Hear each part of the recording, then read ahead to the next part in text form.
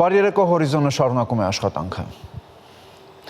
Պաշտպանության նախարարությունը հայտնում է, որ ապրիլի 20-ին ժամը 2:30-ի սահմաններում Ադրբեջանի զինված ուժերի ստորաբաժանումները կրակ են բացել Սյունիքի մարզի Խոզնավար բնակավայրի ուղղությամբ, ինչի հետևանքով վնասվել է գյուղի բնակելի տներից մեկի տանիքում տեղադրված արևային ջրատաքացուցիչը։ Տուժածներ չկան։ Ադրբեջանական կողմին կոչ են կանում հետաքննել Խոզնավարի բնակելի տան գնդակոծման փաստը եւ հանդես գալ հրապարակային պարզաբանումներով։ Հիշեցնենք, որ Հայաստանի Հանրապետության վարչապետի աշխատակազմը առաջարկել է հրադադարի ռեժիմի խախտման դեպքերի եւ կամ այդ մասին տեղեկությունների հետաքննության Հայաստան-Ադրբեջան համատեղ մեխանիզմ ստեղծել, ինչին մինչ օրս Ադրբեջանը չի արձագանքել, ասված է Պաշտպանական գերատեսչության հաղորդագրությունում։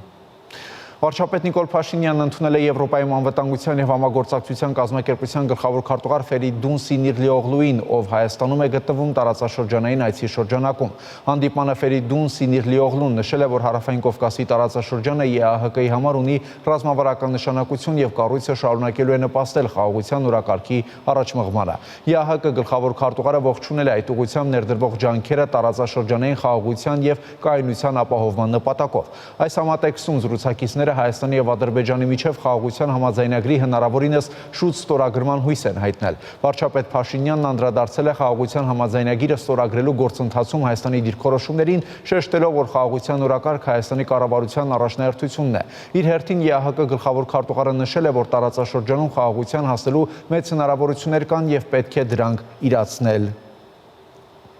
Հայաստանի արտաքին գործերի նախարար Արարատ Միրզոյանը ևս հանդիպում է ունեցել ԵԱՀԿ գլխավոր քարտուղար Ֆերիդուն Սինիրլիօղլուի հետ, անդրադարձ է կատարվել Հայաստանի եւ Ադրբեջանի միջև խաղաղության գործընթացին, այդ թվում կարևորելով երկու երկրների միջև խաղաղության եւ միջպետական հարաբերությունների հաստատման մասին համաձայնագրի տեքստի համաձայնեցված լինելու հանգամանքը։ Նախարար Միրզոյանը շեշտել է համաձայնագրի ստորագրման կարևորությունը։ Արարատ Միրզոյանն անդրադարձ է կատարել ԵԱՀԿ Մինսկի խմբի առնչությամբ Հայաստանի կողմից հնչեցված մոտեցմանը, ինչպես նաեւ ներկայացրել խաղաղության գործընթացի մյուս բաղադրիչների առնչությամբ Հայաստանի կողմից առաջ քաշված կառուցողական առաջարկները։ Տարածաշրջանային հաղորդակցությունների ապաշրջափակման համատեքստում ընդգծվել է Հարավային Կովկասի որպես յուրահատուկ խաչմերուկի մեծ ներուժն ու տարանցիկ հնարավորություններից օգտվելու ժամանակի հրամայականը։ Արարատ Միրզոյանը եւ Ֆերիդուն Սինիրլիօղլուն մտքեր են փոխանակել նաեւ Հայաստանի եւ Թուրքիայի միջև հարաբերությունների կարգավորման գործընթացի շուրջ։ Վարչապետը մասնակցել է Արդարադատության նախարարության կազմակերպած Արդարադատությունը որպես արդարության հասնելու գործիք խորագրով համաժողովի։ Նիկոլ Փաշինյանի խոսքով Հայաստանի Հանրապետությունում իշխանության միակ աղբյուրը ժողովուրդն է եւ հետեւաբար ժողովուրդը պետք է նաեւ հնարավորություն ունենա հասկանալու, թե ինչ է տեղի ունենում իր ստեղծած ինստիտուտների հետ, ինչպես են այդ ինստիտուտներն աշխատում, ինչ նպատակ են հետապնդում եւ ինչ արդյունք գեներացնում։ Դատական մարմինների անկախության խնդիրը նույնպես ֆունդամենտալ խնդիր է, որովհետև հասկանալիորեն այդ հարցը բարձրացվելիս խոսվում է կառավարությունից, իշխանությունից անկախության մասին, որը անառարկելի օրակարգ է։ Բայց մենք համոզված ենք, որ երբ որ կառավարությունից անկախ է այդ համակարգը, ուրիշ որևէ տեղից կախված չի այդ համակարգը։ Որն է այդ համոզմունքը, այդ մեխանիզմը որն է, որը մեզ պետքա տա այդ համոզմունքը, որ այո, մենք ունենք անկախ դատական համակարգ։ Մյուս կողմից կարող է արդյոք երկրում ինչքան անկախ կարող է լինել դատական համակարգը ժողովրդից սահմանադրից։ Որն է այդ անկախության մեխանիզմը, որովհետև ի վերջո Հայաստանի Հանրապետությունում իշխանության միայն մի աղբյուր կա, եւ այդ աղբյուրը ժողովուրդն է եւ հետեւաբար ժողովուրդը պետքա նաեւ հնարավորություն ունենա հասկանալ ինչ է տեղի ունենում իր ստեղծած ինստիտուտների հետ, ինչպես են այդ ինստիտուտները աշխատում, ինչ նպատակ են հետապնդում, ինչ արդյունք են գեներացնում եւ սրանք հարցեր են, որոնց կարծում եմ նույնպես պատասխան պիտի տրվի։ Չնայած ընդհանուր առմամբ ես խոսեցի կառուցակարգերի մասին, ես կարծում եմ, որ ընդհանրապես ճեղք կա ժողովրդի եւ իրավակարգի միջեւ, այսինքն Հայաստանում հաստատված իրավակարգի եւ ժողովրդի միջեւ, ու իմ գնահատականը եղել է եւ շարունակում է մնալ այն, այս ընթացքում ես միայն համոզվել եմ դրանում, որ այդ իրավակարգի ճեղքը կախված է եւ կապված է նաեւ նրա հետ, որ ըստ էության բոլոր սահմանադրական հանրաքվեներում եղել է որոշակի հանրային ընկալում եւ համոզմունք, որ այնուամենայնիվ պաշտոնապես արձանագրված արդյունքները սահմանադրական հանրաքվեների չեն արտահայտում ժողովրդի կամքը կամ ճշգրիտ չեն արտահայտում ժողովրդի կամքը։ Ես դրա մասին շատ խոսում եմ հիմա տարբեր տեղերում իրական Հայաստանի գաղափարախոսությունը ներկայացնելիս, որով բնականաբար չեմ ծանրաբեռնի այսօր ձեզ, բայց սա նույնպես շատ կարևոր նրբություն է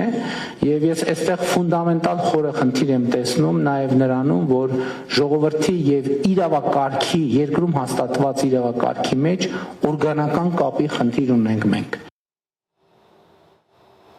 Խորհրդարանն այսօր հերթական նիստերի աշխատանքը շարունակել է հեռուստատեսության եւ ռադիոյի հանձնաժողովի 2024 թվականի գործունեության եւ տեսալսողական մեդիայի ոլորտում տեղեկատվության ազատության վիճակի մասին տարեկան հաղորդման քննարկումով մտքերի փոխանակման փուլում հերթագրված падգամավորները սակայն բուն թեմային չեն անդրադարձել եւ հիմնականում արել են քաղաքական բնույթի հայտարարություններ։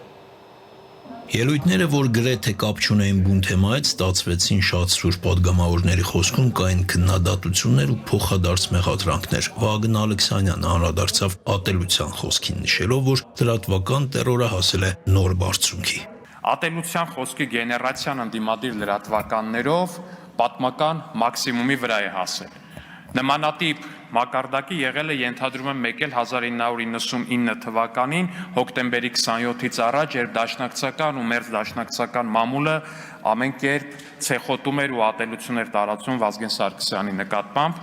ինչու՞ չէ տեղ-տեղ նաև Կարեն Դեմիրճյանի նկատմամբ։ Հոկտեմբեր 27-ից առաջ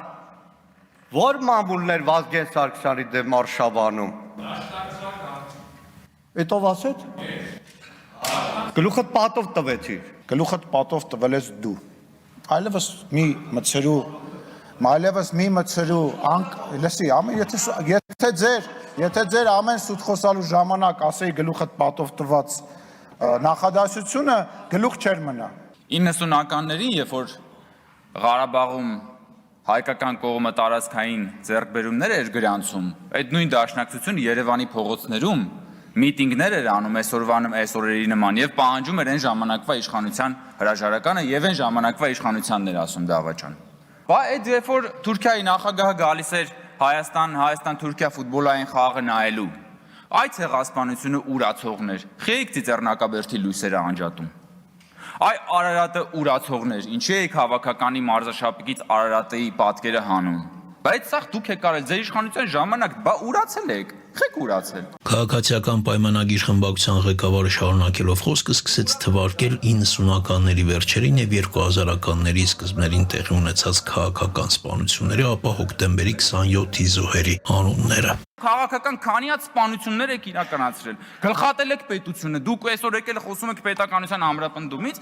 հաղթանակից հետո պանտանտեսա դուք ազգային հարստությունը մսխել եք հաղթանակից հետո, գույք պարտքի դիմաց են, մնացած ամեն ինչը, որ այսօր ապօրինի գույքի բռնագանձման օրենքով էլ դրա մի մասն է նույնիսկ հայցադիմումներով։ Բա հաղթանակից հետո ձեր 3 նախագահների իշխանությունները Հայաստանից 1 միլիոն մարդ է բան արել, հեռացել անվերադարձ։ Բա Ղարաբաղյան շարժման տրամաբանական հետևանքը դա է եղել։ Դուք դա հենց սրա մասին ենք մենք խոսում։ Բայց թե Ղարաբաղյան շարժման հետևանքը պիտի լիներ պետականության ամրապնդումը, բա ինչ եք դուք արել այդ պետականության հետ։ Հեռուստատեսության եւ ռադիոյի հանձնաժողովի 2024 թվականի գործունեության մասին քննարկումը ավարտվեց հանձնաժողովի նախագահի ելույթով։ Տիգրան Հակոբյանը խոստովանեց, որ կոնկրետ թեմայով էր ելույթների սպասում, ինչը չեղավ։ Իր խոսքում պատասխանեց դեռ նախորդ նիստին մի քանի падգամավորների կողմից իրեն ուղղված հարցերին, իսկ վերջում անդրադարձավ մամուլի ազատությանը։ Հակոբյանի խոսքերով մամուլը նույնչափ ազատ էր նաեւ 90-ականների սկզբներին։ Այն ժամանակ, քանի որ հեռարձակողներ գրեթե չկային, կար մեկ պաշտոնաթերթ Հայաստանի Հանրապետություն եւ կա եսի մոտ բոլոր այն ժամանակում անունները հանել եմ, կար 47 անուն, թերթեր, որոնք խիստ ընդդիմադիր էին իշխանություններին, այսինքն սա նորմ է, դրանից պետք չի վախենալ, վախենալ է պետք ոչ թե ընդդիմադիր մամուլից, այն թշնամանքից, այն ապատեղեկատվությունից, որոնք այդ կայքերը, չկարգավորող որևէ ձև, նույնիսկ չգրանցված տեղեկատվական հարթակները փոխանցում են եւ ես նորից կոչ եմ անում, մենք լուրջ զբաղվենք եւ փորձենք սահմանափակել այդ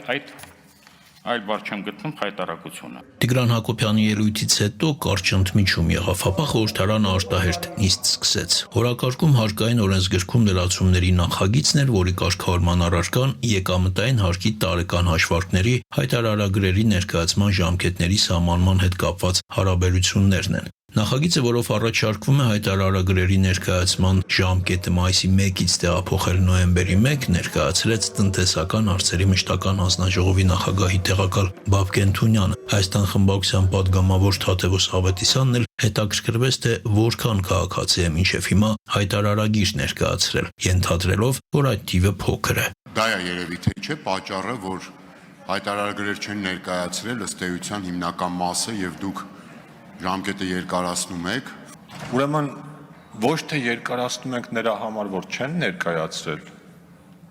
այլ երկարացնենք, որ մարդիկ կարողանան ներկայացնել։ Թե չէ այդպես որ ստացվի, ինչքան չներկայացնեն, այնքան պետք է ժամկետը հետաձգեն, այդպես չի։ Որովհետև կան օբյեկտիվ պատճառներ, մարդիկ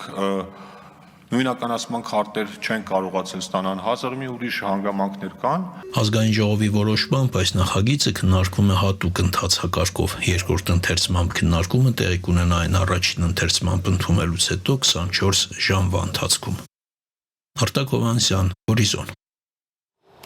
Բանգկոկում ընթացող ՄԱԿ-ի Ասիա-Խաղաղօվկիանոսյան տարածաշրջանի տնտեսական եւ սոցիալական հանձնաժողովի 81-րդ նստաշրջանի շրջանակներում ելույթով հանդես է եկել Հայաստանի արտաքին գործերի նախարարի տեղակալ Ռոբերտ Աբիսողոմոնյանը։ Իր խոսքում Հայաստանի արտաքին գործերի նախարարի տեղակալն առանձնակի կարևորել է 2026 թվականին Երևանում կայանալիք կենսաբազմազանության COP17 համաժողովի անցկացումը։ Անդրադառնալով Հայաստանի կողմից որդեգրած խաղաղության օրակարգին, արտաքին գործերի նախարարի տեղակալը մասնակիցներին ներկայացրել է Հայաստանի կառավարության խաղաղության խաչմերուկ հայեցակարգը եւ ընդգծել դրան ներուժը որպես տնտեսական փոխկապակցվածության ապահովման եւ խաղաղության ձևավորման կարևոր երաշխիք, ինչպես Հարավային Կովկասում, այնպես էլ դրա սահմաններից դուրս։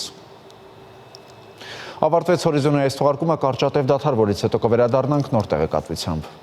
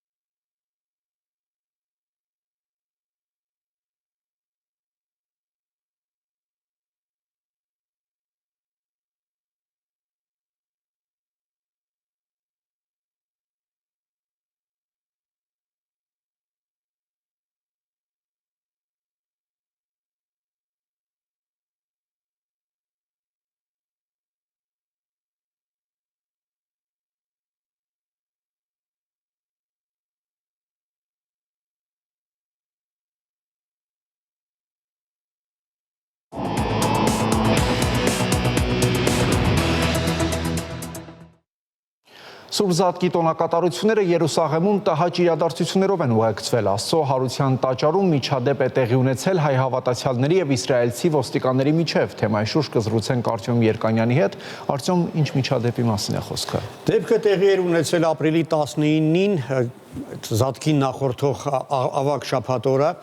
երբ Երուսաղեմի Աստծո հարության տաճարում տեղի է ունենում քրիստոնեական աշխարհի կարևորագույն ծիսակատարություններից մեկը՝ կենարար լույսի այդ դուրսբերման արարողությունը։ Նախ Իսրայելի ոստիկանությունը խստորեն սահմանափակել էր այդ ծեսին մասնակցող մարդկանց իրավունքը, դեպի տաճար տանող ճանապարհներին անցակետեր էին դրված, որոնցում զինված ոստիկանները ստուգում էին ուխտավորների փաստաթղթերը եւ որոշում ում կարել, ում արժի թողնել, իսկ ում ոչ, առանց որևէ պատճառաբանության։ Երեք դավանանքների ներկայացուցիչները, որոնք ներկայացված են Երուսաղեմում, համարում էին, որ այս միջոցառումները անհիմն են եւ չափից դուրս խիստ։ Եթե սովորաբար մինչեւ 10,000 մարդ էր մասնակցում այդ արարողությանը, ապա այս անգամ Երուսաղեմի ոստիկանությունը որոշել էր, որ ընդամենը 1800 հոգի պետք է ներկա լինի։ Նաեւ հայկական թաղամասում եւս տասնյակ ոստիկաններ էին զինված եւ դա նույնպես սադրիչ տպավորություն էր թողնում, բայց ինքը միջադեպը տեղի ունեցավ հենց Աստծո հարության տաճարի ներսում։ Քիչ առաջ հեռախոսազրույց ունեցա ականատեսերից մեկի հետ, ով պատմեց հետևյալը. իսրայելացի զինված ոստիկանը ոտքերով կանգնել էր օծման քարի վրա, դա այն քարն է, որի վրա Հիսուսին խաչից հանելուց հետո մաքրել են յուղերով, այսինքն քրիստոնեական աշխարհի համար դա կարևորագույն սրբավայրերից մեկն է։ Աստծո հարության տաճարում դա իր նշանակությամբ երրորդ սրբավայրն է Աստծո գերեզմանից եւ Գողգոթայից հետո։ Հայ երիտասարդներից մեկը դիտողություն էր արել ոստիկանին, պարզաբանելով, որ սա սրբություն է եւ չի կարելի ոտքերով տրորինել այն։ Ոստիկանը կարծես հարգել էր այդ խնդրանքը, իջել էր քարից, բայց դրանից հետո անհիմն մեղադրանքներ էր սկսել ներկայացնել այդ երիտասարդին։ Արդյունքում այսպես վեճ էր տեղի ունեցել, որը անցել էր բախման, երիտասարդի եղբայրն էր այնտեղ ներկա, նույնպես մասնակցել էր եւ իսրայելացի ոստիկանները պարզապես ուժ կիրառելով երկու հայ երիտասարդների դուրս են հանել եկեղեցուց։ Նրանց չեն ձերբակալել, բայց ուժ են կիրառել եւ այս կիրառած ուժը որևէ կերպ չի կարող արդարացված լինել։ Եվ հիմա հայ համայնքում քննարկում են, թե արդյոք պետք է բողոքարկել իսրայելացի ոստիկանների գործողությունները։ Բայց այնինչ տեղի է ունեցել հայերի նկատմամբ պարզապես շատ մանր միջադեպ է համեմատած նրա հետ, թե ինչ է եղել հույն եւ պաղեստինցի ուղղափառների նկատմամբ։ Նրանցից շատերին պարզապես ծեծի են ենթարկել հենց Աստծո հարության տաճարի ներսում եւ անգամ կա տեսանյութ, թե ինչպես են մահակներով ծեծում հավատացյալ քրիստոնյաներին այն բանի համար, որ նրանք ցանկանում են ընդամենը մասնակցել եւ ականատես լինել այդ ծիսակատարությանը։ Տեսանյութ է տարածվել նաեւ, որում երևում է, թե ինչպես է զինված ոստիկանը ատրճանակը հանում եւ ուղում դեպի հավատացյալների մեկի ճակատը։ Եվ հարյուրավոր հավատացյալներ ուժի կիրառմամբ դուրս են հանվել Աստծո հարության տաճարից եւ տեսանյութից դալտելով կարող ենք հասկանալ, որ դրանց թվում է եղել է նաեւ մեկ հոգեվորական եւ Վատիկանի դեսպանը։ Արտյոմ, իսկ ինչպիսի միջազգային արձագանք է եղել։ Դե Իսրայելի ոստիկանությունը պարզաբանել է նշելով, որ այդ անվտանգության միջոցառումները նպատակ ունեին հենց ուխտավորների անվտանգությունը ապահովելու եւ որևէ այլ միտում այստեղ չի եղել։ Բնական է, որ արաբական երկրները փորձել են քաղաքականացնել այս միջադեպերը, օգտագործելով դրանք Իսրայելի դեմ։ Պաղեստինի արտգործնախարարությունը հատուկ հայտարարությամբ է հանդես եկել, որակելով հայերի եւ մյուս քրիստոնյաների դեմ Իսրայելի ոստիկանության գործողությունները որպես ռասիզմ, խտրականություն եւ կրոնի ազատության սահմանափակում։ Հայտարարությամբ եմ հանդես եկել նաեւ որոշ այլ արաբական երկրներ, մասնավորապես Միավորված Արաբական Էմիրությունները, նույնպես դատապարտել են Իսրայելի ոստիկանության այս քայլերը։ Իսրայելում շատերը նույնպես դատապարտում են, օրինակ համարելով, որ անհամաչափ էր ուժի կիրառումը եւ նաեւ հենց իսրայելական լրատվամիջոցներն են տարածել այն տեսանյութերը, որոնց մասին քիչ առաջ ասացի։ Ոնց հասկացա, Իսրայելի հասարակությունը նույնպես չի ողջունում այսպիսի գործողությունները։ Իսկ ինչի համար են Իսրայելի իշխանությունների այս խստացումները։ Պատահական չէ, կարծում եմ այն, որ անվտանգության այսպիսի միջոցառումները ավելի են խստացել այն բանից հետո, երբ մի շարք քրիստոնեական եվրոպական պետություններ ճանաչեցին Պաղեստինի անկախությունը եւ այդ պետությունների թվում էր նաեւ Հայաստանը։ Հավանաբար այսպիսի քայլերով Իսրայելը փորձում է ցույց տալ քրիստոնյաներին, համենայն դեպս Երուսաղեմում ապրող քրիստոնյաներին, իրենց խոցելիության աստիճանը եւ նաեւ ինչ որ այսպես ազդակ է ուղղված քրիստոնեական աշխարհին, որ չարժի այսպես բացահայտ պաշտպանել պաղեստինցի արաբների իրավունքները։ Օրինակ Վատիկանը բազմիցս դատապարտել է Գազայում Իսրայելի իշխանությունների անհամաչափ ուժի կիրառումը։ Ես կարծում եմ, որ մեկը մյուսի հետ այնուամենայնիվ ինչ որ չափով կապ ունի եւ կարծում եմ այս համատեքստում արժի նաեւ դիտարկել այն, որ Իսրայելի իշխանությունները այս անգամ ել ավելի կոշտ են դրել հայկական եւ մյուս քրիստոնեական համայնքների առջեւ մունիցիպալ հարկ վճարելու պահանջը։ Այդ հարկի վճարելու պահանջը հակասում է, այսպես ոչ կոչված ստատուս կվոին, որի համաձայն քրիստոնյաները ազատված են հարկերից, բայց Իսրայելի իշխանությունները վերջերս կրկին պահանջ են ներկայացրել այդ հարկը վճարելու, հաշվարկելով վերջին տասնամյակների ընթացքում գրեթե 7 միլիոն դոլարի պարտք է իբրև թե հայոց պատրիարքությունը Իսրայելի կառավարությունը։ Այս բոլոր գործողությունները կարծում եմ արժի դիտարկել նույն համատեքստում։ Շնորհակալություն Արծու։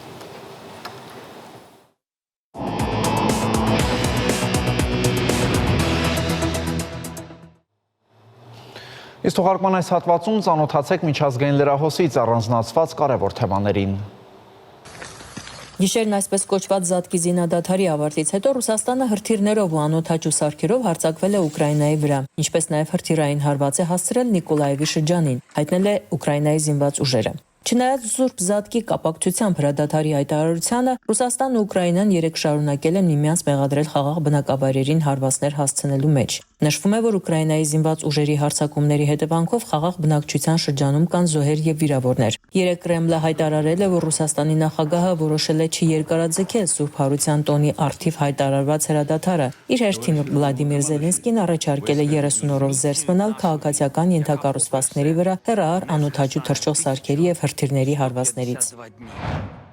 Իրանի եւ Միացյալ Նահանգների բանագնացները պայմանավորվել են եւս մեկ հանդիպում ունենալ հաջորդ շաբաթ Օմանում Թեհրանի միջուկային ծրագրի շուրջ տարաձայնությունները հարթելու համար։ Համաձայնությունը ձեռք է բերվել Հռոմում կայացած հանդիպման ժամանակ, որին իրանական կողմից մասնակցում էր արտգործնախարար Աբբաս Արաղչին, Վաշինգտոնից նախագահ Թրամփի մերձավոր արևելքի բանագնաց Սթիվ Ուիթքոֆը։ Բանակցություններից հետո Իրանի արտգործնախարարը հայտարարել է, որ Իրանն ու Միացյալ Նահանգները պայմանավորվել են սկսել աշխատանքը միջուկային համաձայնագրի ուրվագծերի շուրջ։ Աբբաս Արաղչին պնդել է, թե չժամ շարունակված Օմանի միջնորդությամբ անցած անուղղակի բանակցությունները եղել են օգտակար ու անցել կառուցողական մթնոլորտում։ Վաշինգտոնի ներկայացուցիչ Սթիվ Ուիթքոֆը եւս դրական է գնահատել հանդիպումը, պնդելով, թե կողմերը շատ լավ առաջընթաց են գրանցել։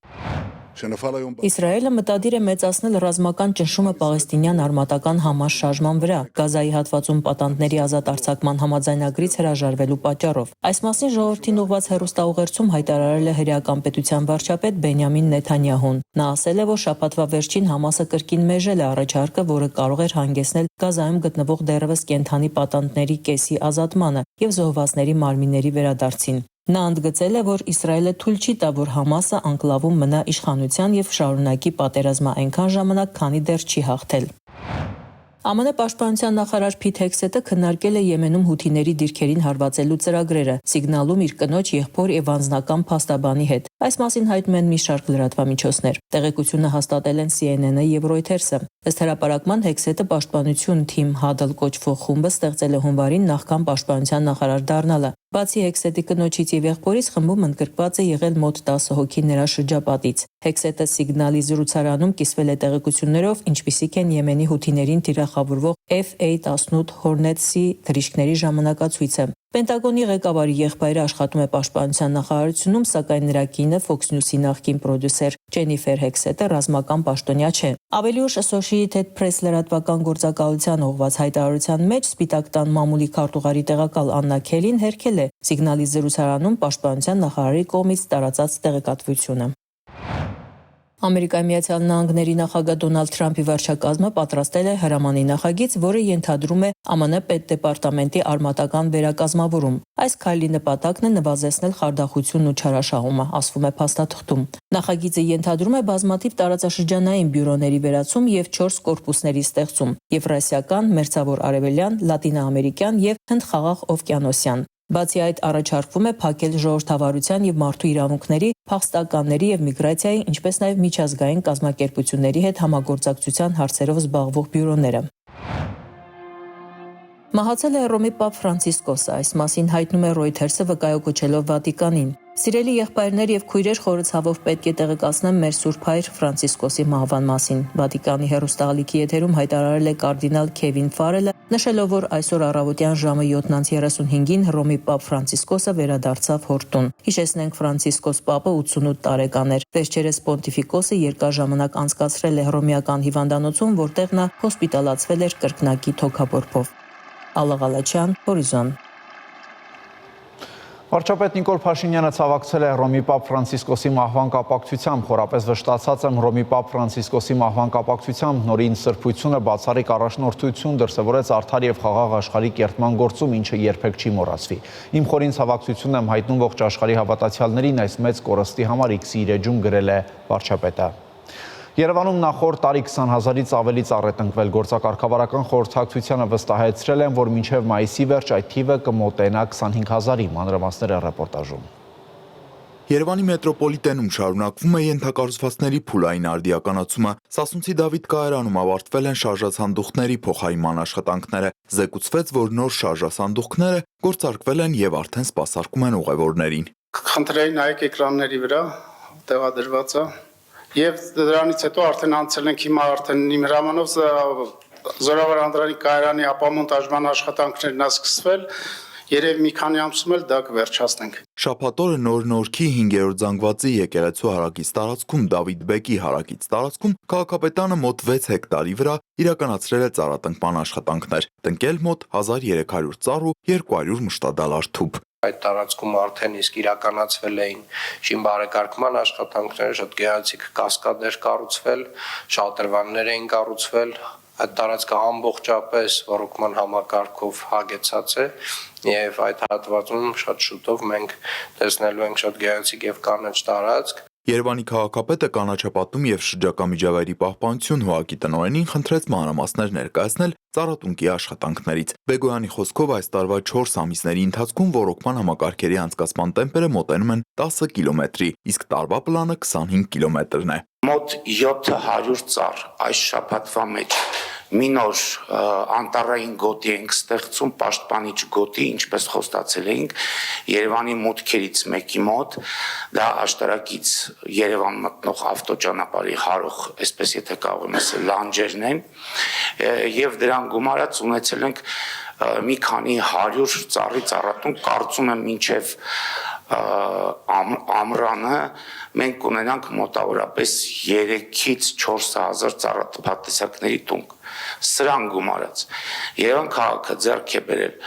մոտ 10,000 մշտադալար թփեր, որով այս պահին Երևան քաղաքում նույնպես դրանք լրացվում են։ Իրականացվել է նաև մշտադալար ասեղնատերևավորների ձմեռային տունք եղևնիներով եւ սոճիներով։ Բեգոյանի խոսքով դրանց մեծ տնկման աշխատանքներ սպասվում են նաև նոյեմբերին։ Արդեն մեր տնկանային տնտեսությունն է հիմնականում մատակարարում մշտադալար թփատեսակները, բիոտաներ ունենք շուրջ 40,000-ին հասնող, որով Ուռնեցի փողոցում եւ տարբեր փողոցներում իրականացվել մշտադալար ծառատպատեսակներով ուրեմն ձևավորման աշխատանքներ։ Այս տարվա մեծ աշխատանքներից, որ կավելանան ըստ Բեգոյանի, Ավինյանի նշած 6 հեկտարի վրա նոր ուրբան անտառի հիմնումներ աշտարակի մուտքի մոտ, 40-ամյակի այգու վերահիմնումը, ֆիզիկայի գարադոկ կոչված հատվածում 1 հեկտարի հասնող նոր այգու հիմնումը, Դավթաշենում 2 դպրոցների արանքում նոր այգու հիմնումը, ինչպես նաև բոլոր վարչական շրջանների բոլոր այգիներում կիրականացվեն ծառերի լրացման աշխատանքներ։ 24 թվականը ամփոփ, որ Երևան քաղաքում 20,000-ից ավել ծառ է տնկվել, արդեն մինչև մայիսի վերջ կարող ենք ասել, որ այդ թիվը